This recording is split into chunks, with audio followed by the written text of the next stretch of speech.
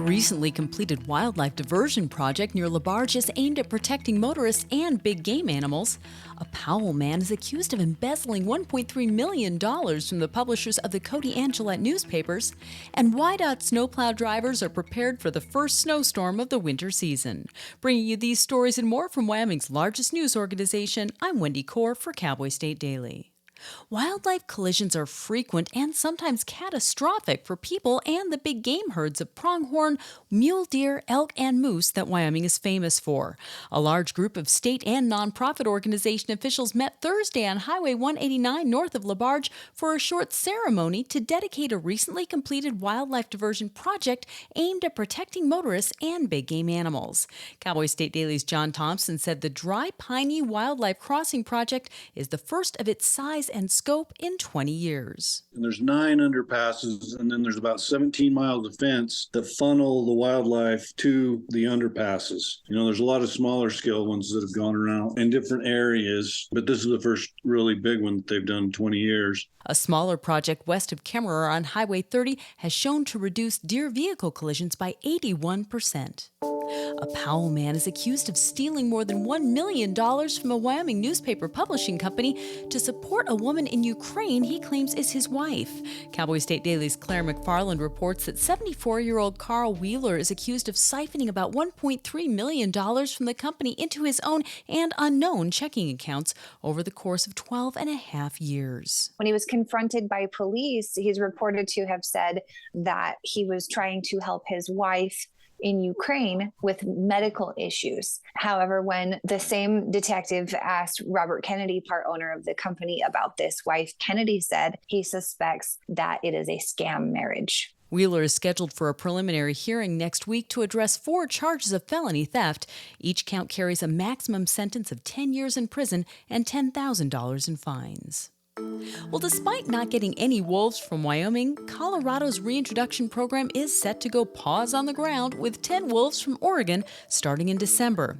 It was initially hoped that Colorado could start reestablishing its wolf population with wolves from prime habitat in the greater Yellowstone region. That's according to Cowboy State Daily's Mark Hines. But the greater Yellowstone states wanted nothing to do with the plan. In May, Wyoming's Governor Mark Gordon said, we refuse to send any wolves to Colorado for this program. We don't want wolves on our southern state line like that. So Wyoming turned them down. Montana and Idaho didn't seem too keen on it either. Colorado finally struck a deal with Oregon, according to Hines, which will start taking wolves there in December. I'll be back with more news right after this. At Hilltop Bank, we understand that buying a home is a big decision. That's why we're here to be your trusted partner on the path to home ownership. Our experienced mortgage team will guide you every step of the way, from pre-approval to closing. We offer competitive rates and a wide variety of home loan options to best suit your needs. With our local knowledge and personalized service, you'll feel confident and comfortable throughout the entire home buying process. Contact us today to start your journey toward home ownership. Hilltop Bank, member FDIC, equal housing lender. There are only a handful of options for the 392 residents of Burns to eat out. Soon there may be one fewer, as the Burns Town Council is evicting the Rustic plate after a lease dispute with the business.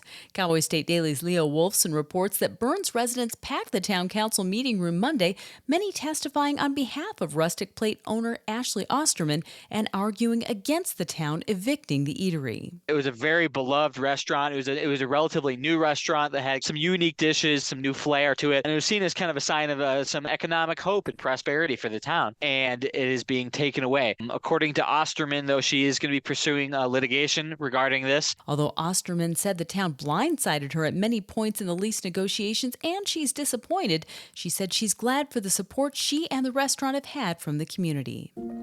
And after expecting to be short as many as 70 snowplow drivers this winter, YDOT officials say they're now in good shape and they're out in force for Wyoming's first significant storm of the season. Cowboy State Daily's Andrew Rossi reports that with forecasts calling for a longer and colder winter than last year, officials were concerned about the staffing shortages. At the end of the summer and early fall, they got a lot of new people. It's not enough to fill all the vacancies, but it's enough to cover the essential routes across Wyoming. They're prepared for everything and anything. And that's today's news. Get your free digital subscription to Wyoming's only statewide newspaper by hitting the subscribe button on CowboyStateDaily.com. I'm Wendy Core for Cowboy State Daily.